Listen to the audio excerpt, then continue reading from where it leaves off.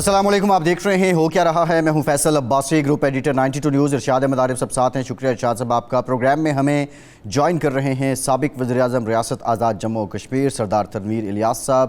سردار صاحب thank you very much for your time. سردار صاحب سے ہم جانیں گے کہ موجودہ حالات میں جو ان کی سٹیٹمنٹ سامنے آ رہی ہیں اور آخر کیا وجہ ہے کہ عمران خان کے قابل اعتماد ساتھی اب ان کے خلاف کیوں ہیں، اس پر ہم ذرا مفصل بات کریں گے۔ پاکستان میں جو کچھ ہو رہا ہے آپ کے سامنے ہے۔ ریڈ زون میں اسلام آباد میں جو پی ڈی ایم اتحاد ہے، پیپلز پارٹی ہے، یہ ساری جماعتیں احتجاج کر رہی ہیں اور ان کا بنیادی مقصد یہ ہے کہ یہ جوڈیشل جو ایکٹیوزم کا الزام لگا رہی ہیں سپریم کورٹ پہ، چیف جسٹس آف پاکستان پہ، اور ساتھ ہی ساتھ وہ عمران خان کی معاونت اور سہولت کاری کا الزام بھی عائد کر رہی ہیں۔ اس بیس پہ اب سے کچھ دیر پہلے مریم نواز نے بھی خطاب کیا ہے اور تابڑ توڑ حملے انہوں نے کیے ہیں چیف جسٹس آف پاکستان پر بھی، سابق وزیر اعظم عمران خان پر بھی۔ اس پر کچھ مفصل بات کریں گے۔ دوسری جانب پارلیمنٹ میں آج بہت بڑی کارروائی ہوئی ہے، کمیٹی کی منظوری دی گئی ہے چیف جسٹس کے خلاف ریفرنس لانے کے لیے، اور 14 مئی کو جو انتخابات ہونے تھے پنجاب میں اس پر سماعت کو 23 مئی تک ملتوی کر دیا گیا ہے سپریم کورٹ آف پاکستان کی جانب سے۔ ارشاد صاحب ذرا بریفلی میں آپ سے یہ جاننا چاہوں گا پروگرام کے آغاز میں، پھر ہم سردار صاحب کی طرف بھی جائیں گے کہ یہ جو سپریم کورٹ پر جو موجودہ احتجاج ہو رہا ہے اور دوسرا جوڈیشل ایکٹیوزم کا الزام لگ رہا ہے، حکمراں اتحاد ریڈ زون میں دھرنا دے رہا ہے، جبکہ پنجاب میں انتخابات کی جو نظر ثانی کی اپیل ہے وہ بھی اب 23 مئی تک چلی گئی ہے۔ آپ سمجھتے ہیں یہ احتجاج کوئی رنگ لائے گا؟ بنیادی طور پہ اس احتجاج سے حکمراں اتحاد کو اپنے مقاصد حاصل ہو جائیں گے؟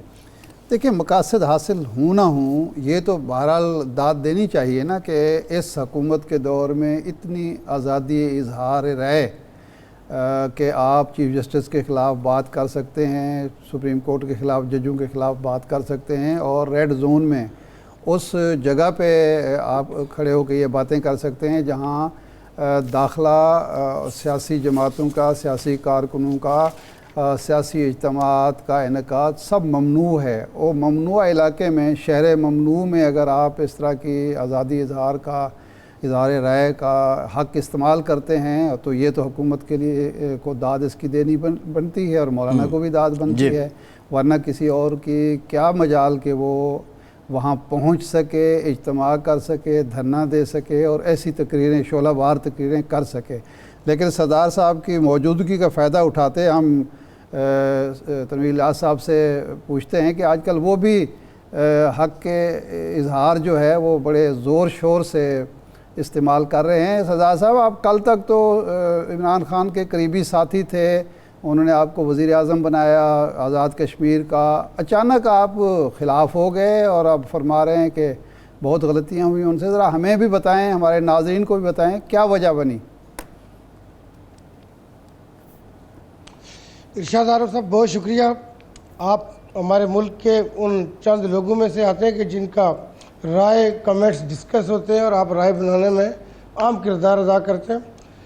میرا جو سپریم کورٹ سے ہوا تھا، ہائی کورٹ سے، اس پہ بھی آپ کا جو تبصرہ تھا وہ میرے پاس آیا تھا۔ آپ کا بہت شکریہ۔ جو آج کے حالات میں جو آپ مجھ سے پوچھ رہے ہیں جی، اس میں ایسے ہے کہ پاکستان تحریک انصاف وہ پارٹی ہے کہ جو میری پہلی پارٹی ہے۔ میں نے آج تک کوئی دوسری پولیٹیکل پارٹی جوائن نہیں کی تھی۔ جی، جب میں نے پاکستان تحریک انصاف کا انتخاب کیا تو میرا بھی یہی خیال تھا کہ یہاں سے جمہوریت ٹوٹے گا اور نئی پارٹی جو یہ مرج ہو رہی ہے اس کے آنے سے لوگوں کے لیے نئی جہتیں اور نئی راہیں کھلے گی۔ جی، پارٹی کے اندر جانے کے بعد جو ہماری توقعات تھی وہ تو نہیں تھی، لیکن ہم نے کہا کہ چونکہ کسی بھی جگہ پہ پرفیکشن نہیں ہوتی، اس میں اصلاح احوال کی گنجائش ہوتی ہے، اور وہ میں مطلب کوئی دن ایسا نہ ہوگا کہ جس دن میں نے بات نہ کی ہو، لیکن اس کا وہ جو شاعر نے کہا تھا کہ آپ کہتے ہیں تو زنجیر ہلائی دیتے ہیں، جی، ایسی صورتحال تھی کہ عمران خان صاحب کو میں باقی جو کہیں یا نہ کہیں، لیکن میں عمران خان صاحب کو بڑا کھلے دل سے بات کرتا تھا۔ آج بھی وہ میرے ساتھ جب بیٹھے میں کہتا تھا کہ اس ملک کا نوجوان آپ کے ساتھ آس لگائے بیٹھا ہے، وہ مایوس نہیں ہونا چاہیے، وہ اگر مایوس ہوا تو ہمارے ملک کے لیے خطرہ ہے۔ اس لیے کہ اس نے کہا کہ پہلی پارٹیاں اگر باریاں لگاتی تھی، یہ عمران خان آیا ہے، یہ میرے لیے کچھ کرے گا، آئندہ آنے والی نسلوں کے لیے کچھ کرے گا۔ بنیادی طور پہ میں یہ نہیں کہتا کہ عمران خان کے یہاں خلوص نہیں ہوگا، اخلاص ممکن ہے، ہو سکتا ہے کہ وہ یہ اپنی تڑپ رکھتے ہوں، لیکن ان کا جو ایڈمنسٹریٹو ایکسپیرینس ہے، ان کا گورننس کے حوالے سے کوئی کنسپٹ نہیں ہے۔ سردار صاحب ہم آپ سے یہ جاننا چاہ رہے ہیں، سردار صاحب آپ کا عمران خان کا تعلق طور پر گورننس کے حوالے سے وہ کچھ پرسنٹ بھی اگر امپروو کر جاتے تو وہ مطلب ہے فرق پڑتا ہے. میں اور ہمارے وہاں پہ ہمارے بھائی لیکن ہم پور صاحب کئی دفعہ خان کے ہم یہ جاننا چاہ رہے ہیں سردار صاحب، ہم یہ مہنگائی عام آدمی کی قوت خرید سے باہر ہو چکی ہے چیز، وہ کدھر جائے گا؟ کہ یہ سب باتیں دیکھا ہیں عمران خان کے دور حکومت میں بھی مہنگائی پہ ہم نے بات کی، بے روزگاری پہ ہم نے بات کی، موجودہ حکومت کی جو کارکردگی ہے اس پر بھی ہم بات کر رہے ہیں. ایک جو تنقیدی جائزہ ہماری طرف سے رہتا ہے، لیکن جو سردار صاحب کے اختلافات ہیں ان کا آغاز کب ہوتا ہے؟ ان کے کچھ تحفظات بھی رہے ہیں، اور کیونکہ جو سردار صاحب وزارت عظمیٰ سے ہٹے ہیں وہ ایک عدالتی فیصلے کی روشنی میں ہٹے ہیں. یہ بہت بڑا سوال ہے، یہ ہمیں سردار صاحب سے یقینی طور پہ جاننا چاہیے. پاکستان کے عوام بھی یہ جاننا چاہ رہے ہیں، آزاد ریاست جموں و کشمیر کے عوام بھی یہ جاننا چاہ رہے ہیں. ارشاد صاحب آپ کیا سمجھتے ہیں؟ اختلافات ذاتی نوعیت کو تھے؟ جی سردار صاحب، یہ سب باتیں جو آپ نے بیان کی ہیں ہم سمجھتے ہیں کہ حقیقت کے قریب ہیں، لیکن خان صاحب کے ساتھ اختلافات کا آغاز کب ہوتا ہے؟ اور کچھ آپ نے ذکر اہم تقرریوں کا بھی کیا ہے، اس پہ آپ کے تحفظات کیا تھے اور ان میں آپ کا کردار کیا تھا؟ دیکھیں، اختلاف تقریباً میرا 1 سال پہلے وزیر اعظم میں اس وقت نہیں بنا تھا، تو اختلافات خان کے پاس ساتھ میرے شدید ہوئے، اور میں نے ہمارے جو 1-2 لوگ ہیں مرکزی ان کے ساتھ تو گالم گلوچ تک بات ہوئی. خان کے ساتھ اگر تو میں نے گالی تو نہیں دی ہوگی، لیکن گالی کے لگ بھگ کا ماحول ضرور بنا. میں نے کہا میں پارٹی کی صدارت بھی چھوڑتا اور میں موسٹ سینئر منسٹر تھا. انہوں نے یہ کیا کہ ہمارے آزاد کشمیر کے ایک بڑے مایہ ناز اور اپنی نوعیت کے آخری بچے ہوئے پارلیمنٹیرین تھے، ابھی وہ اس دنیا سے جا چکے. وہ 2 دفعہ اسپیکر رہے، قائم صدر رہتے رہے، اور 4-5 دفعہ منسٹر رہے. ان کو ہم نے پاکستان تحریک انصاف میں، میری اور ان کی کانسٹیٹوئنسی سیم تھی، ہم نے شامل کرایا تھا. ان کو ہم نے کہا تھا کہ ہم آپ کو کشمیر کونسل کا ٹکٹ دیں گے، چونکہ کشمیر کونسل آزاد کشمیر میں اپر ہاؤس ہے. جب ٹکٹ کی باری آئی تو انہوں نے ٹکٹ باہر سے دے دیا. میں پارٹی کا صدر تھا، مجھے پوچھا نہیں، تو میں نے عمران خان کو نہیں بلکہ علیمہ آپا کو فون کر کے کہا کہ میں نے آپ کے گھر میں بہت دفعہ کھانا کھایا، میں خاندانی آدمی ہوں، میں آپ کے ساتھ ایسا کام نہیں کر سکتا. اس کے اوپر جب عمران خان کا علی امین گنڈا پور کا آیا تو میں نے کہا پارٹی کی ایسی کی تیسی اور اس وزارت کی ایسی کی تیسی. میں نے کہا میں کیا آپ ڈیکوریشن پیس ہوں، ڈمی آدمی ہوں. پارٹی کا صدر کے بغیر جس آدمی نے پیسے دیے، چونکہ اس میں کچھ لوگ تھے، ان خان کو تو نہیں دیے تھے، کچھ دوسرے لوگوں کو، تو میں نے کہا وہ ٹکٹ لے تو جو آزاد کشمیر کا وہ سینئر 3 پارلیمنٹیرین ہے، اس کو آپ کیسے فیس کریں گے؟ آزاد کشمیر کے لوگ کہیں گے کہ یہ فراڈیے ہیں، اس لیول کے پارلیمنٹیرین کے ساتھ مطلب دگا کر گئے. تو میں نے یہ کیا کہ میں نے اپنے طور پہ ارینجمنٹ کی. یہ اپنی بات پہ اڑے رہے. اسد عمر صاحب نے وہاں کی جو ہماری پارلیمانی پارٹی تھی اس کو رات کو ایڈریس بھی کیا، لیکن میں اس سردار صاحب آپ کے بارے میں تاثر یہ ہے کہ آپ جماعت کے بہت بڑے سپانسر تھے. آپ یہ بھی الزام لگا جی، اور آپ پہ یہ الزام بھی لگا کہ آپ نے پیسوں کے عوض وزارت عظمیٰ لی تھی. آپ نے پی ٹی آئی میں کتنا پیسہ دیا، اور پھر ایک جگہ آپ خود بھی کہہ چکے ہیں کہ 2.5 کروڑ روپے فی ممبر کے حساب سے پارٹی کو جمع کروائے. نہیں دیکھیں فیصل صاحب، بات یہ ہے، ہم نے یہ کہا تھا کہ وہ پارٹیاں کرتی ہے، ہم نے بھی کی. دنیا ساری کے اندر جو چیز رائج ہے اس کو داغدار نہیں کرنا چاہیے. جو چیزیں خفیہ ہوتی ہیں جس کو لوگ ایڈمٹ نہیں کرتے وہ خطرناک چیز ہوتی ہے. دیکھیے، آپ نے ابھی اختلاف کا پوچھا تھا. اختلاف میں نے آپ کو کہا کہ اس وقت بھی میڈیا میں ٹکر چلے تھے، اس کے بعد بھی خان کے ساتھ میرے اختلافات ہوتے رہے. اور چونکہ اختلاف تو کیوں نہیں ہوگی، کوئی ہم ان کے کوئی روبوٹ ہیں، کوئی مطلب غلام ہے کہ ہم ان کے آگے اختلاف نہیں کر سکتے. کچھ میرے دوستوں نے کہا جی یہ چونکہ کانسٹیٹوئنسی میں بلدیاتی الیکشن کرا رہا تھا تو اس کو نہیں پتا کہ نیا حالات کیا تھے. لیکن انہوں نے کہا کہ جی آپ نے ہمارے نیریٹو کی ایسی تیزی پھیر دی، آپ بھاجپا کی تعریف کر رہے ہیں، آپ فوج کی تعریفیں کر رہے ہیں. جی میں نے کہا جی میں جو بات بہتر جانتا ہوں میں وہ کروں گا. یہاں پہ آپ لوگوں کا اختلاف رائے سنیں. آپ کیوں سمجھتے کہ آپ کی رائے میں ہم لوگ ملاتے رہیں گے؟ یہ نہیں ہونا چاہیے. پولیٹیکل لوگوں کا ایک اپنا شعور ہوتا ہے. اختلاف کے حوالے سے یہ بات ٹھیک ہے کہ اس پارٹی کے اندر ایسا کنسیپٹ ہے کہ جو آخری حتمی فیصلہ ہوگا جو ایک ہی جگہ سے وزڈم آئے گی. لیکن میں اختلاف کرنے والا آدمی ہوں، آگے بھی میں جاؤں گا، اختلاف کروں گا. جو میری رائے ہوگی میں ہمیشہ اس کو ریکارڈ کے لیے ضرور رکھتا ہوں، اور میں آخر پہ ضرور کہتا ہوں کہ اس کا یہ یاد بھی رہے اور ریکارڈ بھی رہے. تو یہ بات نہیں جو پارٹی کے حوالے سے آپ بات کر رہے ہیں کہ اس کو بنانے میں، دیکھیں اس کی 2 سیٹیں تھیں آزاد کشمیر میں، اس وقت 32 ہیں. آزاد کشمیر کی بعض کانسٹیٹوئنسیز ریکارڈ پہ ہیں کہ میں نے سابق وزراء کو، سابق ممبران اسمبلی کو، سابق کشمیر کونسل کے ممبران شامل کروائے. چونکہ میں جب ان کے پاس جاتا تھا تو ہمارے کچھ لوگوں نے علی امین گنڈا پور صاحب کو، امراض صحیح صاحب کو کہا کہ سردار تنویر کی ہم بات مانیں گے چونکہ یہ ہمارے جنازے میں آئے گا. یہ ہمارے نواسے پوتے کی شادی میں آئے گا, آپ لوگ تو ہمیں ملیں گے نہیں. تو لوکل آدمی کا اتنا مان ضرور ہوتا ہے کہ ہم آپ ایک دوسرے کی خوشی غمی میں شریک ہوتے ہیں. تو وہ کرتے ہوئے ہم نے 8 سے 10 لوگوں کے جب سرنڈر کراتے تھے, وہ بیٹھتے تھے, تو یقینی طور پہ پی ٹی آئی کا کینڈیڈیٹ جیتتا تھا. اس میں پیسہ دیکھیں, پیسے کا دخل وہ نہیں ہوتا, سردار صاحب پیسے کے اس میں یہ ہوتا ہے کہ آپ سردار صاحب یہ آپ درست فرمایا. آپ یہ فرمائیں کہ جب آپ وزارت عظمیٰ سے فارغ ہوئے, وہ ایک عدالتی فیصلے کی وجہ سے ہوئے, اس کے بعد اچانک آپ ان کے خلاف بولنا شروع ہو گئے, تو وہ کیا وجہ تھی؟ ایک بات. دوسرا یہ ہے کہ جب آپ کے اختلافات ہوتے تھے, آپ کھل کر بولتے تھے, اس کے باوجود آپ کو وزیر اعظم انہوں نے کیسے بنا دیا؟ سنا ہے کہ خان صاحب تو اختلاف برداشت ہی نہیں کرتے, یا دل میں بات رکھ لیتے ہیں, پھر وزیر اعظم ہی بنا دیا انہوں نے.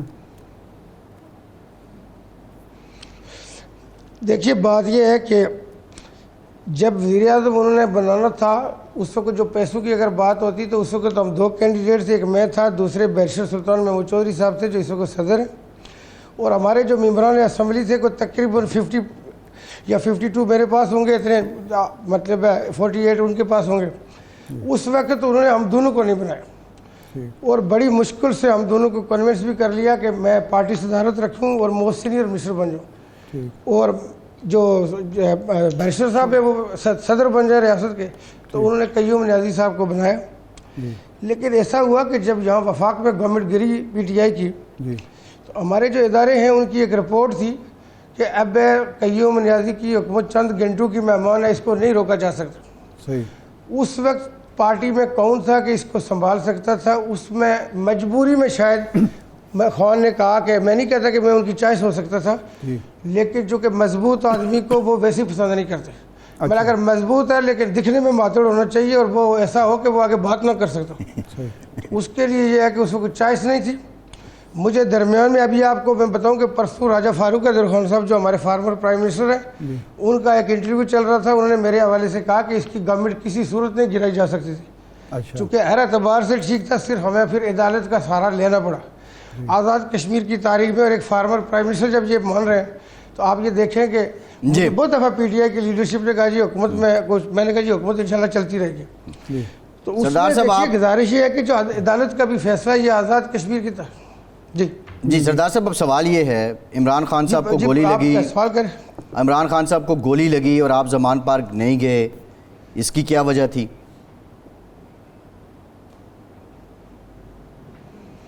نہیں, گولی کے لگنے کے فوراً بعد تو میں نہیں گیا تھا, لیکن میں گیا ضرور ہوں. اصل میں دیکھیں پارٹی کے اندر ہماری لابیاں تھیں, میں ایسی چیزوں کو پسند نہیں کرتا, چونکہ میں اپنا خلوص کا اظہار کرتا ہوں. بے شمار لوگوں کے سامنے پارٹی کے لیڈر بیٹھے ہوں گے, میں نے ہمیشہ یہ کہا جی نہ ہم غدار ہیں نہ ہمارے خون میں غداری ہے, ہم گردن کٹوا سکتے ہیں, غداری نہیں کر سکتے. میں نے کہا جی آپ کو لوگ کہانیاں سناتے ہیں, یہ جو لاسٹ بھی انہوں نے کیا, آپ کہہ رہے تھے کہ کیوں علیحدہ ہوئے, ابھی ہمارا فیصلہ نہیں ہوا تھا تو انہوں نے پارلیمانی پارٹی زمان پارک میں بلا لی, مجھے پتہ ہی نہیں. میں نے کہا بھائی ابھی فیصلہ ہی نہیں ہوا, ابھی تو اسی سیم ڈے میں, ابھی سپریم کورٹ ہم نے جانا, ہائی کورٹ سے ہوا تھا, سپریم کورٹ نے بھی بلایا. تو جو سیف اللہ نیازی ہے مجھے کہتا ہے جی اچھا فیصلہ ہونا, میں نے کہا اللہ کے بندے تمہیں کیا, پارلیمنٹ سپریم کورٹ میں گئے, انہیں نیکسٹ ڈے کی ڈیٹ رکھی. سیف اللہ نیازی نے اگلے دن پھر پارلیمانی پارٹی لاہور بلا لی. یہ جب سارے چلے گئے تو مجبوراً مجھے جانا پڑا. میں نے عمران خان کو کہا کہ آپ کیوں یہاں پہ لوگوں کو بلایا ہے, رمضان ہے, یہ جب ڈیسیجن ہو جاتا ہم کلیئر مطلب ایڈٹ آتے ہیں آپ کے پاس, اور ہم آپ کو, میں 4 لوگوں کے نام دیتا, ان میں سے آپ ایک کو سلیکٹ کرتے. یہ 4 نام وہ ہوتے ہیں جن کی پرفارمنس اچھی ہے, جو آنیسٹ ہے. آپ ایک نام دیتے. میں نے کہا جی قائد ایوان اب تک ہم نے 14-15 الیکشن کیے, پی ٹی آئی کا ایک ووٹ مس نہیں ہوا. میں نے کہا جی میں انڈسپینسیبل نہیں ہوں, میں اچھا ہوں گا, کرتا ہوں گا, لیکن دنیا میں اور لوگ بھی ہوتے ہیں. میں اس قسم کا آدمی نہیں ہوں کہ اپنے لیے دوسری ریاست یا پارٹیوں کو قربان کروں.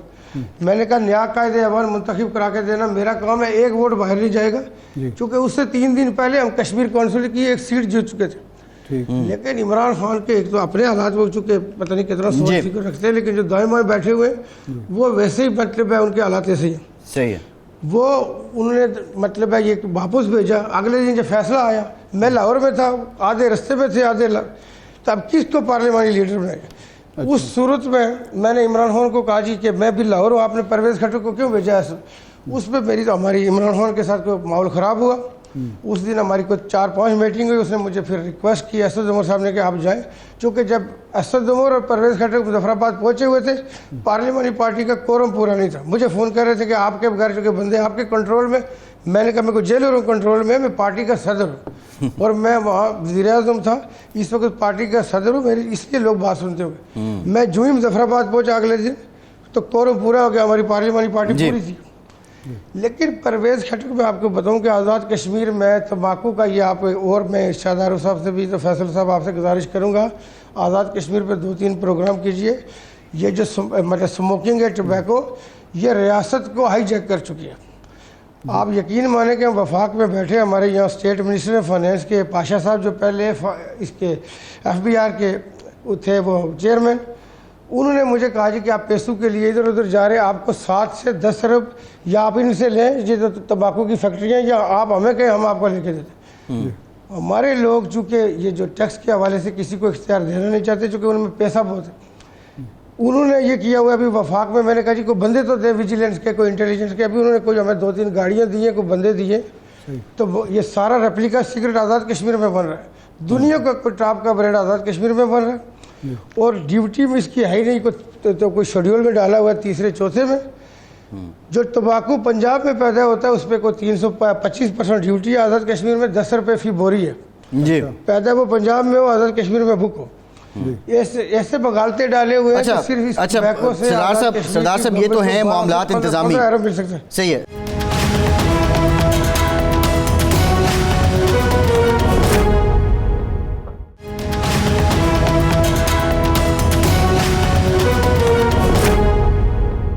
सरदार साहब अब मामला ये है कि देखें, आप थोड़ी वफाकी सतह की भी बात करते हैं, लेकिन उससे पहले आप उस्मान बुज़दार साहब की काबीना में मिनिस्टर भी थे। उस्मान बुज़दार साहब पे करप्शन का इल्ज़ाम लगता है और फिर ये करप्शन के सिलसिले आगे तक बात की जाती है। क्या इन सारी बातों में सदाकत है कि उस्मान बुज़दार के दौर में पंजाब में करप्शन होती रही? और ऊपर के इशारे से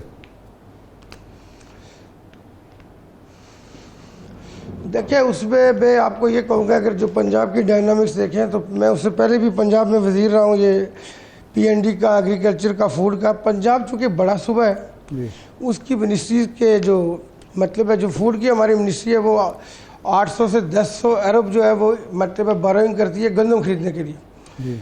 उसमें बहुत बड़ा पैसा मार्कअप में जाता है। अभी जो है ना पंजाब के अंदर आप ये कहें कि करप्शन नहीं होती तो ये तो गलत होगा। इसमें जो मेरे दौर में जब हमारा जो गंदम की शार्टेज हुई थी, गंदम हमारे पास अच्छी खासी थी, वो अलग कहानी, आपका इस प्रोग्राम मुतामिल नहीं हो सकता। मैं नहीं कह सकता कि कहीं करप्शन नहीं थी, बिल्कुल करप्शन थी। ऊपर से यह है कि देखिए, कुछ ऐसे लोग थे पंजाब के अंदर, कोई कुछ नाम से, कोई कुछ नाम से, कोई ट्रांसफर करा रहा है, कोई महकमे देख रहा है, तो ये पंजाब के अंदर उधम मचा हुआ था। नहीं, कौन से नाम थे सरदार साहब, कौन से नाम थे? दूसरी जो नाजायज बात थी कि प्राइम मिनिस्टर आके, देखिए प्राइम मिनिस्टर आके चीफ मिनिस्टर की कुर्सी पे बैठे और मीटिंग कॉल करे कैबिनेट की। और मज़े की बात ये होती थी कि अक्सर चीफ मिनिस्टर बैठा हुआ है, सेक्रेटरी उठ के कहता था कि सर मैं जा रहा हूँ, जूम पे कॉल है प्राइम मिनिस्टर के साथ। जब उस चीफ मिनिस्टर बैठा हुआ था तो मैंने कई दफ़ा CM को कहा कि अल्लाह के बंदे पे बात कर, ये मैं बात ये कर नहीं सकता, लेकिन ये तो तरीका कर रही है ना। सेक्रेटरी आपको बेइज्जत कर रहा है, बेसिकली वो आपको ये कह रहा है कि तुम्हारी कोई ज़रूरत नहीं, मैं प्राइम मिनिस्टर से गल कर। प्राइम मिनिस्टर उधर से आता है, आपकी कुर्सी पे बैठता है, कैबिनेट बुलाता है, सेक्रेटरी को बुलाता है, और अच्छी खासी उस पर लेदे भी होती थी। मतलब है ये आप कह रहे हैं कि उनका वो मतलब जमील गुज्जर हो या मतलब दूसरे लोग हो, शुरू में जब जंगीर तरीन साहब का केस नहीं आया नहीं, क्या फरागोगी का किरदार था पंजाब में? पंजाब में फरागोगी का किरदार था, असर रसूख था उनका। बिल्कुल, ये और भी बिल्कुल इस तरह के जो उनके अपने जो फैमिली के लिंक वाले लोग हैं, उनका अच्छा खासा किरदार था। चूँकि पंजाब में चीज़ें अब्ज़र्व हो जाती है, बड़ा सूबा है। लेकिन मैं आपको बताऊं कि प्राइम मिनिस्टर का डायरेक्ट इन्वॉल्वमेंट थी, जिससे CM की रिट ना होने के बराबर थी। CM क्या करता था, मेरे चूँकि नॉलेज में नहीं था, CM के मैं बहुत क्लोज लोगों में से था, मैंने ऐसी कोई चीज़ नहीं देखी। चूँकि उसकी जो चीज़ें मेरे नॉलेज में आती थी मैं उसको बताता था कि जी ये चीज़ मार्केट में चल रही है, कोई भी छोटी से छोटी, बड़ी से बड़ी। चूँकि CM की जो वालदा साहब है, उनको भी मैं हर दूसरे चौथे दिन मिलता था। वो अम्मा जी जो है मुझे कहती थी कि आपके अलावा मुझे कोई बंदा नहीं ऐसा नज़र आया कि जो इसको कोई हिदायत दे। जब तक CM के वालिद जिंदा थे उनसे ये डरता भी था और वो मॉनिटर भी करते थे इसको। अच्छा, ये फरमाया सरदार साहब, ये जो करप्शन के ये मेरे नॉलेज में नहीं है। जी ये जी یہ فرمائیں کہ جی پوچھیے. جی نومبر میں لانگ مارچ پہلے تاریخ ایک دیتے ہیں، اس کے بعد اس کو 2 دن آگے لے جاتے ہیں اور کہا جاتا ہے کہ اس کے پیچھے کوئی بیک گراؤنڈ میں کچھ ہو رہا تھا. آپ کی معلومات کیا ہیں؟ یہ لانگ مارچ کی تاریخوں میں رد و بدل کیوں ہوا؟ کیا وجوہات تھیں جو خان صاحب نے کیا 26 نومبر کا؟ دیکھیے لانگ مارچ جب بھی ہوتے ہیں اس میں آپ کی لوکل فورسز جو بھی کرتی ہیں اس میں یقینی طور پہ دوسرے فیکٹر شامل ہوتے ہیں. اچھا. عمران خان صاحب ہوں، دوسرے ہوں، ہم چونکہ جب میٹنگ میں بیٹھتے ہیں تو یہ بہت سارے فیکٹر کنسیڈریشن میں آتے ہیں، ڈسکس ہوتے ہیں. دیکھیں شروع میں ہم کہہ رہے تھے کہ جی امریکہ سازش کر رہا ہے، ہمیں ہٹانا چاہ رہا ہے. ابھی آپ نے دیکھا کہ ہفتہ پہلے ہمارے بھائی جو فواد چودھری صاحب ہیں انہوں نے کہا جی امریکہ نہیں برف پگھلائے گا تو کون پگھلائے گا. انہوں نے 3-4 امریکن جو لوگوں کے نام لے لیے کہ یہ کا ایمبیسیڈر ہے، یہ فلانا ہے، یہ فلانا. پہلے تو آپ ان کو کہہ رہے تھے کہ جی ہمارے معاملات میں انٹرفیئر کر رہے ہیں، ابھی آپ کہہ رہے ہیں کہ ہم ان کو ریکویسٹیں کر رہے ہیں. تو یہ ایسے فیکٹر ہوتے ہیں کہ دوسرے لوگوں کو ہم خود کہتے ہیں کہ آپ بہل مجھے مار آ جاؤ، تو پھر بعد میں واویلا کرتے ہیں. وہ جو خط کا تھا کہ خط آیا ہے، اس خط میں کیا لکھا ہے، خط آج تک دیکھا نہیں جا سکا کہ کون سے خط ہے. تو یہ فیکٹر تھے، ابھی بھی ہیں. چونکہ جو پارٹیاں ہیں وہ اپنے اینڈ پہ وہاں جا کے جو کرتی ہیں، مطلب مینجمنٹ کرتی ہے کہ ان کے لیے لابنگ کر سکیں. اب وہ لابنگ کتنی افیکٹو ہوتی ہے، بعض جو ہماری پارٹیاں ہیں ان کے جو قائدین ہیں ان کے فیملی ممبر بھی وہاں جاتے ہیں اور رہتے ہیں. کچھ کا یہ ہے کہ کوئی اعتماد کے لوگ جاتے ہیں لیکن پیسہ بھی لگتا ہے، لابنگ ہوتی ہے، کچھ کامیاب ہو جاتے ہیں کچھ نہیں ہوتے. لیکن امریکہ بھی ابھی تنگ آیا ہوا ہے، بہت ساری لابنگ کر چکا ہے. اس کو فکر ہے افغانستان کی، کہتا ہے کہ پاکستان میں کوئی مستحکم حکومت دو. اس کو یہ ہے کہ افغانستان میں ہم نے جو خرچہ کیا ہے یہ سٹیبل رہے. وہ کہتا ہے کہ اب پاکستان ہی چاہتے ہیں جلدی ٹھیک ہونے والے نہیں ہیں تو ہم کیا کریں. تو یہاں سے زیادہ کنسرن اس نے رکھا ہوا ہے. یہاں میرا اپنی جو ذاتی رائے ہے کہ وہ کہتا ہوگا کوئی سٹیبل گورنمنٹ، کوئی قومی ٹائپ کی گورنمنٹ بنائے، اتحاد ٹائپ کی، تو مضبوط چلے. جو یہاں کے دیکھیں آپ ابھی اس ایلسی نہیں کھل رہی، آپ کے باہر کے برانڈ سارے کلوز ہو رہے ہیں. تو اگر ہمارے ملک کی حالت ہوتی جا رہی ہے تو کوئی کیئر ٹیکر حکومت یا کوئی اور کمزور حکومت کیسے فیصلے کرے گی؟ نہیں تو صدا صاحب موجودہ صورتحال کا آپ حل کیا تجویز کرتے ہیں؟ کیا کیا جائے؟ دیکھیں اگر یہ پولیٹیکل، یہ دیکھیں یہ تو میرا اختیار نہیں ہے، میں اپنی رائے دے سکتا ہوں. رائے دینا لیکن جتنی بھی ہماری قومی پارٹیاں ہیں جو بڑے لیول پہ ان کو بالکل ان کو اپنے آپ کو آگے ایکسٹینڈ کرنا چاہیے اور کوئی 2-3 سال کے لیے 4 سال کے لیے کوئی ایسی اتحادی حکومت بنائے جو مضبوط ہو، سارے اسٹیک ہولڈر اس کے اندر شامل ہو، جہاں پہ آپریشن کرنا پڑتا ہے، جہاں بڑے ڈیسیجن کرنا پڑتا ہے کریں. جو جمہوری حکومت ہوتی ہے الگ جو کہتی ہے وہ کمزور ہوتی ہے. 14-15 پارٹیوں کی سوائے عمران خان کے باقی ساری پارٹیاں اقتدار میں ہیں، لیکن وہ نہ وہ مضبوط حکومت بنا سکی ہیں، نہ وہ معیشت بہتر کر سکی ہیں اور نہ سیاسی استحکام لا سکی. اس سے زیادہ بڑا اتحاد کہاں سے آئے گا؟ نہیں ان کا مینڈیٹ جو تھا کہ وہ چونکہ دیکھیں نا ان کو فکر تھی الیکشن کی. آپ جب ان کو الیکشن کی فکر سے نکال دیں گے. ٹھیک ہے. اچھا یعنی آپ چاہتے ہیں کہ یہ پارٹیاں جو ہیں ان کو 2-3 سال دیے جائیں، الیکشن نہ کرائے جائیں ملک میں؟ دیکھیں اس میں ایک تو ہم نے ڈالر سے نہ نکل کے، میرا ریکارڈ پہ ہے کہ میں پچھلے کئی سالوں سے 8-10 سال سے کہہ رہا ہوں کہ ڈالر سے نکلو. آپ دیکھیں کہ افغانستان میں ڈالر کتنے پہ، ہمارا کتنے پہ. ہماری جو اس وقت معاشی حالت ہے وہ بہت کمزور ہے. ہم سروائیو کر رہے ہیں اپنے ایگریکلچر کی وجہ سے، ادروائز پتہ نہیں ہمارا کیا حال ہوتا ہے. لوگ بھوک سے، ننگ سے، مطلب ہے لوگ بالکل ختم ہو جاتے ہیں. ہم چونکہ زرعی ملک ہیں تو سروائیول ہو رہا ہے. ادروائز ملک کے جو مالی حالات ہیں دنیا کے سامنے تماشا ہے. صحیح ہے. اب آپ یہ بتائیں، مضبوط حکومت آئے کہ اس کو الیکشن کی ووٹر کی فکر نہ ہو. یہ سنا تھا کہ آپ کوئی نئی پارٹی بنا رہے ہیں یا تحریک انصاف کو آپ ٹیک اوور کر رہے ہیں، یہ کیا اور پارٹی آپ کی کشمیر میں ہوگی یا پاکستان گیر پارٹی بنائیں گے؟ موجودہ ہم خیال لوگ کتنے ہیں موجودہ جو مرکزی پی ٹی آئی کی ہے قیادت اس میں آپ کے؟ پی ٹی آئی کے اندر بھی جو مرکزی قائدین ہیں ایک بڑی تعداد عمران خان صاحب کا جو ہٹ درمی والا اور بہت اپنے پیچھے نہ ہٹنا اپنے نظریے سے یا اپنے کسی موقف سے، وہ بھی بہت تنگ اور پریشان ہے. اچھا. ہمارے آپس میں رابطے بھی ہیں، میٹنگز بھی ہو رہی ہیں. پاکستان تحریک کے انصاف کا جو اپنا انصاف کا ریئل علم ہے وہ بھی آگے جا سکتا ہے اور نیا نام بھی آ سکتا ہے. لیکن اس وقت ہمارا پاکستان تحریک انصاف کے اوپر ہی کام ہو رہا ہے کہ عمران خان اور جو اس کے نظریے اور موقف پہ ان کو پارٹی سے باہر نکال دیا جائے. نہیں اچھا سردار صاحب، یہ آپ کہہ رہے ہیں اس وقت جو لوگ نظر بند یا قید ہیں ان سے بھی آپ کی میٹنگ ہو رہی ہے؟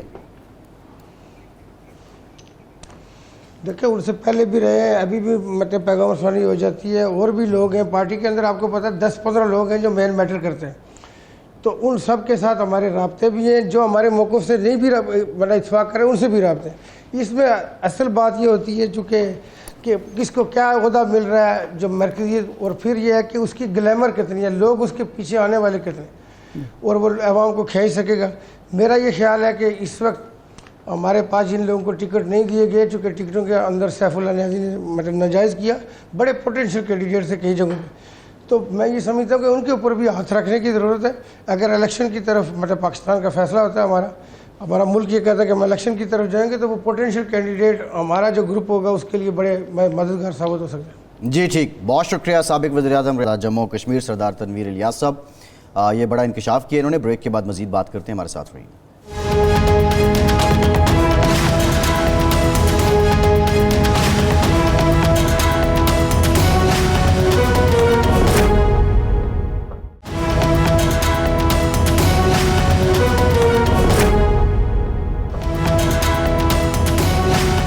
بریک کے بعد ایک بار پھر سے آپ کو خوش آمدید کہیں گے. ہمیں جوائن کیا ہے حسن رضا پاشا صاحب نے. آپ چیئرمین ہیں پاکستان بار کونسل کی ایگزیکٹو کمیٹی کے. پاشا صاحب thank you very much for your time. Pasha صاحب, ریڈ زون کے اندر پی ڈی ایم اور اتحادی جماعتیں دھرنا دے رہی ہیں, اور جو لیڈرز ہیں اور بالخصوص مریم نواز صاحبہ نے تو ڈائریکٹلی نام لے کر چیف جسٹس صاحب پہ جوڈیشل ایکٹیویزم کا الزام عائد کیا ہے. یہ سب کچھ جو ہو رہا ہے, یہ دھرنے, یہ بیانات, یہ کیا بینچ اور بار کے لیے ٹھیک ہیں؟ بالکل بھی نہیں.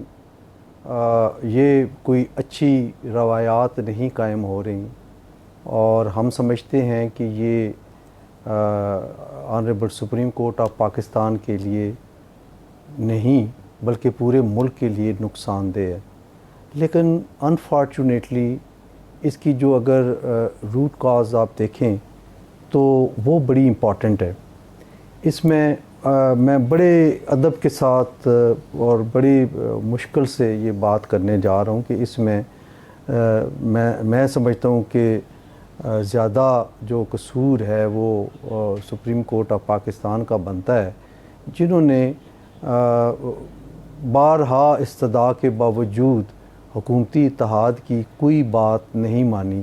اٹارنی جنرل پاکستان نے ریکویسٹ کی, بلکہ اس کو چھوڑیں, ہم تو غیر وہ تو ایک پارٹی تھے, ہم تو کوئی فریق نہیں تھے, ہم انڈیپینڈنٹ باڈی ہے. ہم نے بھی جا کے 3 سے زائد مرتبہ ریکویسٹ کی کہ آپ فل بینچ بنا لیں. اگر فل بینچ بنا لیتے تو آپ یقین کریں کہ ان کے پاس, حکومتی اتحاد کے پاس کوئی جواز نہیں بنتا تھا اس لیول تک معاملات کو لے کے جانے کا.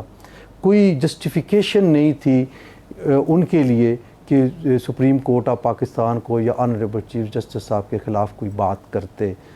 آپ دیکھیں کہ ہم یہ نہیں کہہ رہے تھے کہ آپ پارلیمنٹیرین ساتھ بٹھائیں, ہم یہ نہیں کہتے تھے کہ آپ ہائی کورٹ کے کوئی ججز بٹھائیں یا سیشن ججز بٹھائیں, ہم یہ کہتے تھے کہ سپریم کورٹ کے ہی ججز بیٹھیں.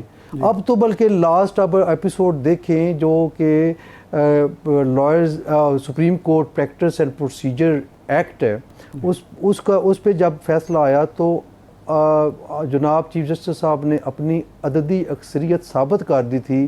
8 معزز جج صاحبان پہ مشتمل بینچ تھا, تو باقی 7 رہ گئے تھے. تو کیا ہی اچھا ہوتا یہی فیصلہ 15 ججز کر لیتے, کسی کے پاس کوئی جواز نہیں تھا. تو جب معاملات اس حد تک چلے جائیں, آپ صرف 2-3 ججز کے علاوہ آگے نہیں جا رہے, بارہا استدعاء کے باوجود کوئی استدعاء نہیں مان رہے, تو آپ مجھے بتائیں کہ پھر کیا ہوگا.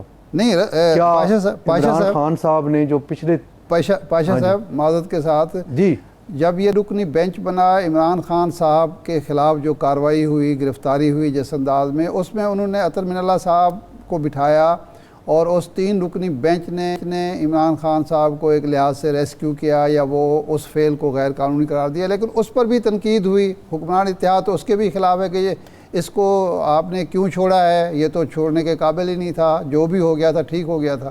تو انہوں نے تو اعتراض ہر صورت میں کرنا ہے, 15 رکنی بینچ ہو یا 10 رکنی ہو یا 3 رکنی ہو. آپ مجھے یہ بتائیں کہ عطر من اللہ صاحب پہ کوئی اعتراض آیا اس پروسیڈنگز میں؟ اس پروسیڈنگ میں کس پہ آبجیکشن ہوا؟ میں آپ سے سوال کر رہا ہوں. نہیں میں تو یہی میرا سوال ہے نا کہ اس کو بٹھا بھی دیں. کن کے رویے پہ، کن کے مکالمے پہ آبجیکشنز ہوئے؟ جی اس کا مطلب ہے کہ انہوں نے چیف جسٹس کو معاف نہیں کرنا خواہ جتنے جج بھی بٹھا لیں. نہیں، یہ بات نہیں ہے سر.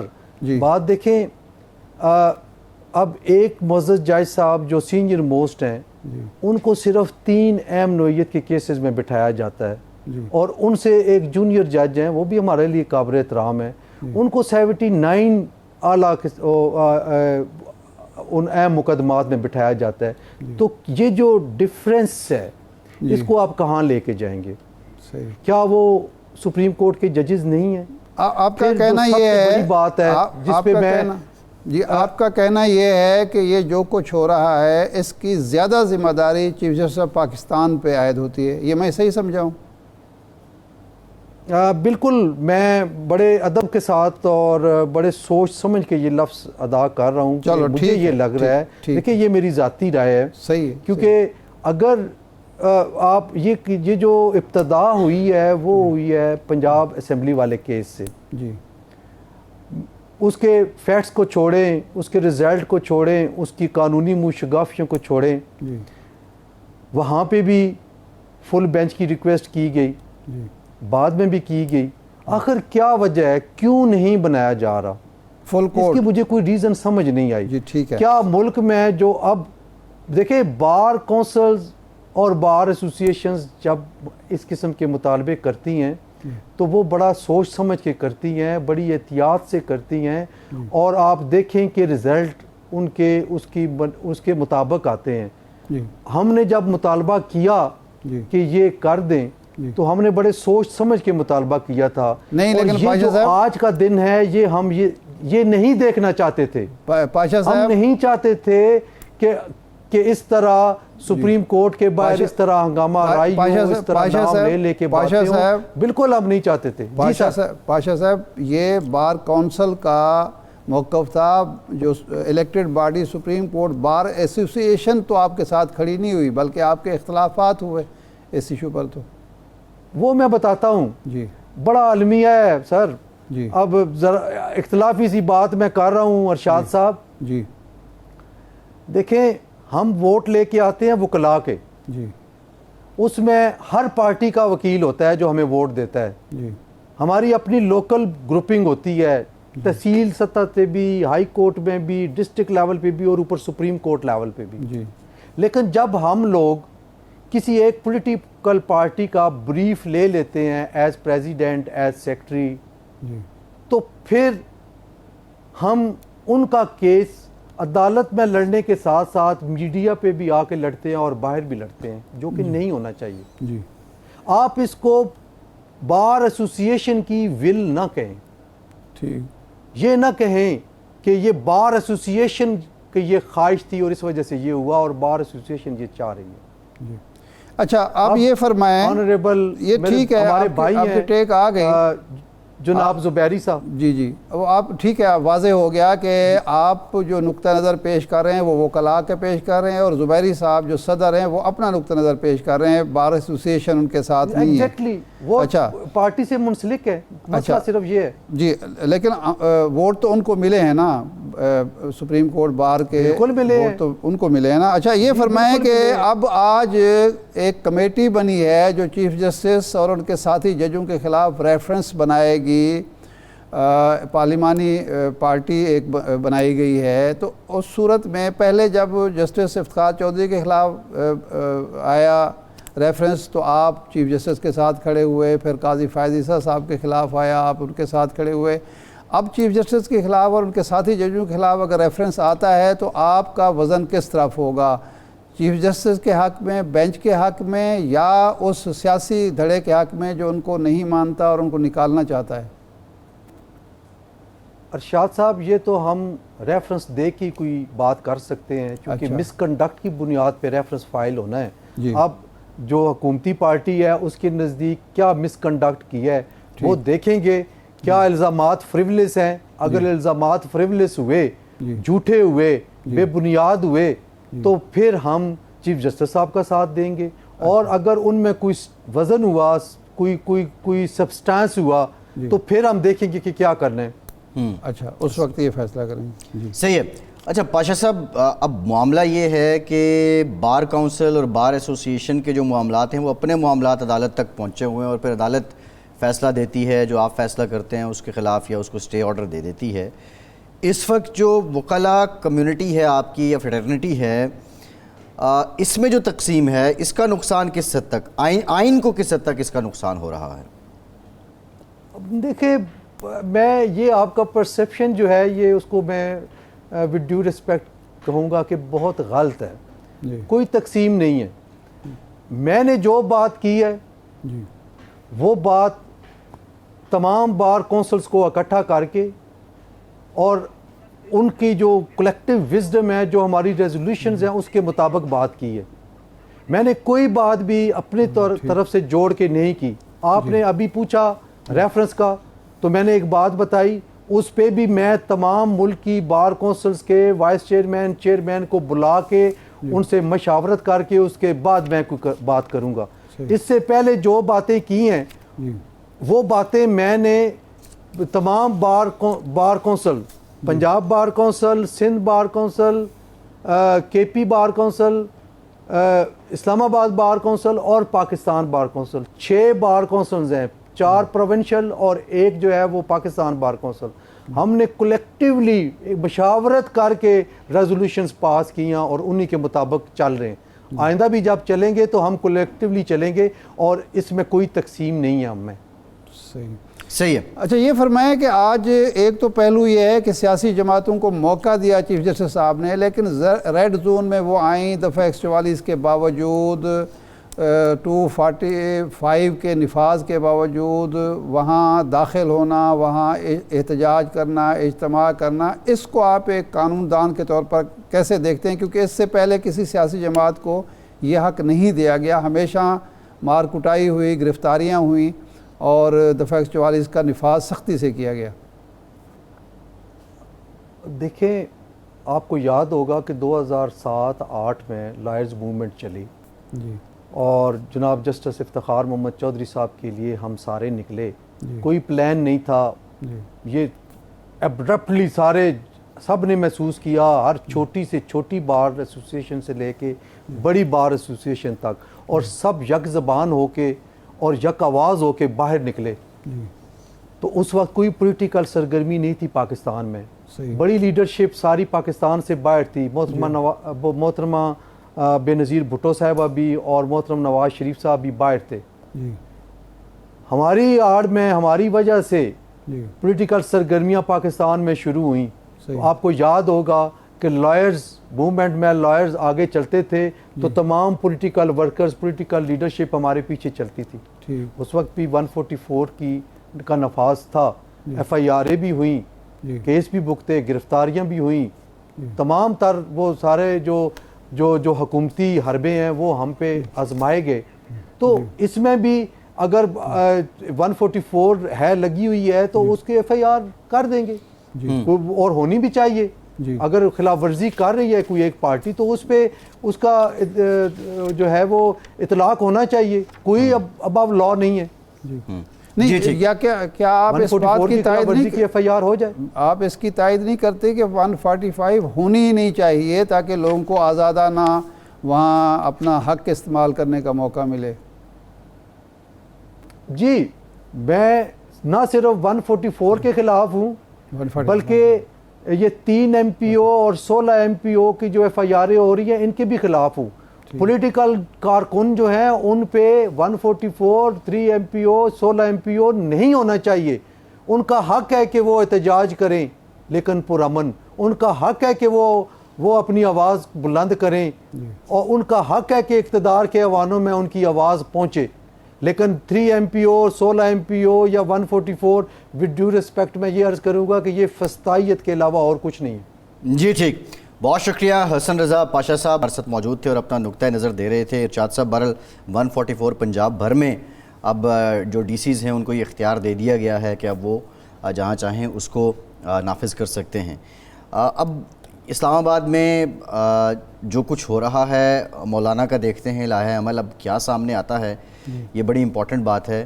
لیکن ارشاد صاحب آپ کیا سمجھتے ہیں یہ آج یہ احتجاج کر کے یہ مشتعل ہو جائے گا، منتشر ہو جائے گا یا یہ یہاں بیٹھیں گے دھرنے کا پروگرام ہی ان کا رہے گا؟ آپ کیا سمجھ رہے ہیں؟ نہیں، دھرنے کا تو میرا خیال ہے اب کوئی فائدہ نہیں ہے، کیونکہ وہ جو کیس تھا جس کے لیے یہ سارا اہتمام ہوا تھا وہ تو 23 مئی تک چلا گیا. 23 مئی تک تو اب یہاں اگر بیٹھنا ہے اس گرمی میں، کارکنوں کا امتحان لینا ہے تو بٹھائے رکھیں.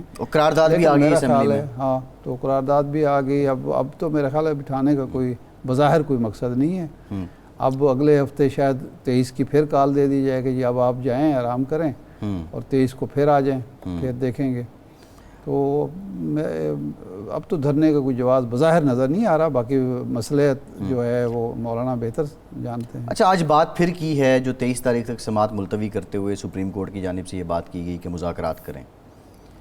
اب کیا مذاکرات کا امکان موجود ہے؟ کیونکہ پہلے تو جو لوگ مذاکرات میں شریک تھے ماسوائے علی ظفر صاحب کے، فواد چوہی صاحب بھی اور شاہ محمد قریشی صاحب بھی اندر ہی ہیں. کیا مذاکرات کا امکان موجود ہے؟ حکومت تحمل کرے گی یا دوسری جانب عمران خان تحمل کریں گے اور وہ مذاکرات کرنے پہ راضی ہوں گے؟ دیکھیں، حکومت یا حکومتی ترجمان یہ کہتے تھے کہ جی 14 مئی کی تلوار ہم پہ لٹکی ہوئی ہے، اس لیے ہم مذاکرات نہیں کرنا چاہتے. 14 مئی گزر چکی. اگر نیت درست ہے اور حکمت کا تقاضا بھی یہی ہے کہ اب مذاکرات ہوں، سیاستدان اس الزام کو، اس لیبل کو اپنی ذات سے ہٹائیں کہ یہ اپنے معاملات خود طے کرنے کی اہلیت نہیں رکھتے. یہ کسی نہ کسی طرف دیکھتے ہیں اور کسی کے کھونٹے پر ناچتے ہیں. ان کی اپنی کوئی اوقات نہیں ہے یا اپنی کوئی سوچ نہیں ہے یا اپنے فیصلے کرنے کی اہلیت نہیں ہے. تو بہتر تو یہی ہے کہ یہ مذاکرات ہوں اور کامیاب بھی ہوں. کل جب ہم نے بات کی تھی جناب قمر زمان قاہرہ صاحب سے تو وہ کہہ رہے تھے کہ جی پی ٹی آئی چاہ رہی تھی جولائی کے پہلے ہفتے میں الیکشن ہو جائیں. نہیں، الیکشن نہیں، اسمبلی تحلیل ہو جائے، اور ہم کہہ رہے تھے کہ آخری ہفتے میں. اب یہ ضد تو عجیب سی ہے کہ جب صاحب اس میں انہوں نے ایک بات اور بھی کی. انہوں نے کہا کہ اس کے بعد عمران خان نے اگلے روز 11 بجے اعلان کر دیا کہ مذاکرات ناکام ہو گئے. قاہرہ صاحب یہ کہہ رہے تھے کہ اگر اگلی ہماری نشست ہوتی تو ہم درمیان کی کسی تاریخ پہ آ جاتے. یہ کوٹ ان کوٹ انہوں نے کہا. وہ کہہ رہا تھا، وہ کہہ رہے تھے، لیکن بات یہ ہے کہ جب اسحاق ڈار صاحب آئے ہیں میڈیا پر، انہوں نے یہ نہیں کہا کہ اگلی نشست ہوگی. انہوں نے کہا کہ یہ 2 باتوں پر اتفاق ہو گیا ہے کہ ایک تو ایک دن الیکشن ہوں گے، دوسرا ہوا ہے کہ الیکشن کے نتائج مانے جائیں گے. تاریخ پر کوئی وہ نہیں ہوا. اگر وہاں یہ بات بھی کہہ دیتے کہ جناب مذاکرات ہمارے ابھی جاری ہیں اور وہ جاری رہیں گے، لیکن ارشاد صاحب یہ بھی تو نہیں کہا کہ آگے مذاکرات نہیں ہوں گے. دوسری یہ ہے نہیں، انہوں نے آ کے دوسری پارٹی نے کہا کہ مذاکرات ختم ہو گئے. دوسری پارٹی نے کہا نا، اسحاق ڈار نے تو نہیں کہا کہ مذاکرات اب نہیں ہوں گے. بات یہ ہے کہ اگر یہ بات اس وقت کہہ دی جاتی، 2 ہفتے کا مسئلہ تھا نا. اگر حکومت پاکستان یا حکومتی پارٹی کی جو کمیٹی تھی وہ یہ کہہ دیتی جی ہم تو تیار ہیں اور ہم فلاں تاریخ کو اسمبلی توڑ دیں گے، تو پھر عمران خان کے پاس کچھ رہ جاتا. وہ کہتے ہیں ان کی پارٹی مان گئی ہے، پہلے ہفتے میں مان گئی ہے. 2 ہفتوں کی ضد کر کے، اچھا 2 ہفتوں میں کیا حاصل ہو جانا تھا؟ بجٹ آپ نے دے دیا. اب تو آپ کا فرض تھا آپ ایکسپوز کرتے ان کو کہ جناب یہ عمران خان جو بھی کہتے رہے ہیں ان کی پارٹی مان گئی ہے کہ ہم الیکشن جو اسمبلی توڑیں گے پہلے ہفتے میں توڑیں گے. ایسی بات تو نہیں ہوئی نا. یہ بات اب کہی جا رہی ہے نا. یہ بات اب بھی ابھی تو اعلامیہ بھی ارشاد صاحب جاری نہیں ہوا تھا نا. دیکھیے اعلامیہ تو پی ٹی آئی کی طرف سے بھی کوئی بات نہیں کی تھی نا، آیا نہیں تھا نا. اعلامیہ تو پہلی عمران خان نے پہلے اعلان کیا. یہ وہ مذاکرات تھے جن کے کوئی ٹی او آرز پہلے طے نہیں ہوئے. کوئی سالس نہیں تھا ان میں، ڈائریکٹلی بیٹھے ہوئے تھے. صحیح ہے، میں سمجھ رہا ہوں اس بات. سالس نہیں تھا. میں سالس تو وہ کہہ رہے تھے نا کہ چیئرمین سینٹ کہتے ہیں کہ میں کرا رہا ہوں. وہ ایک الگ ایشو ہے. ایشو میرا یہ ہے کہ جب یہ بات مان گئے تھے تو آپ اس دن ایکسپوز کرتے کہ حضور یہ یہاں تک آ گئے ہیں، یعنی یہ مئی جون جولائی نہیں، یہ جولائی تک چلا گیا ہے. ہم اب بہترین موقع تھا پی ٹی آئی کو ایکسپوز کرنے کا بھی، عمران خان کو بھی جھٹلانے کا اور وہ کہتے جی انہوں نے پہلا ہفتے مانا ہے ہم اب تیار پی ٹی آئی ہیں۔ کہہ دیتی ہے اگر آپ آخری کہہ رہے ہیں ہم پہلے کہہ رہے ہیں شاہ صاحب، یہ تو کوئی بات نہیں وہ بنتی کہہ نا۔ دیتی، بات یہ ہے کہ ایکسپوز تو ہوتے نا، بات تو یہ ہے کہ دیکھیں جو چیز ہوئی ہے اس کو سامنے لاتے ہیں نا، ایک بات۔ دوسرا یہ ہے کہ جو ایشو بنا ہے جس کی وجہ سے اب اتنی زیادہ خرابی پیدا ہوئی ہے نا ملک میں، خرابی پیدا ہو چکی ہے، اور آئی ایم ایف کا جو پروگرام ہمیں نہیں مل رہا اس کے بھی کانسیکوینسز سامنے رکھیں نا، تو یہ جو ایک معاشی تباہی ملک میں آ چکی ہے اس سے تو ہم بچ سکتے تھے، لیکن ایک ضد اور حکمت کو خیر کثیر قرآن مجید نے قرار دیا ہے، لیکن حکمت سے کوئی بھی نہ پی ٹی آئی کام لے رہی ہے نہ حکمران جماعت لے رہی ہے، ضد ہے، ہٹ درمی ہے، انا ہے۔ صحیح، ارشاد سے پروگرام کا ٹائم ختم ہو گیا، بہت شکریہ آپ کا، آج ہم سے اتنا ہی، اجازت دیجیے۔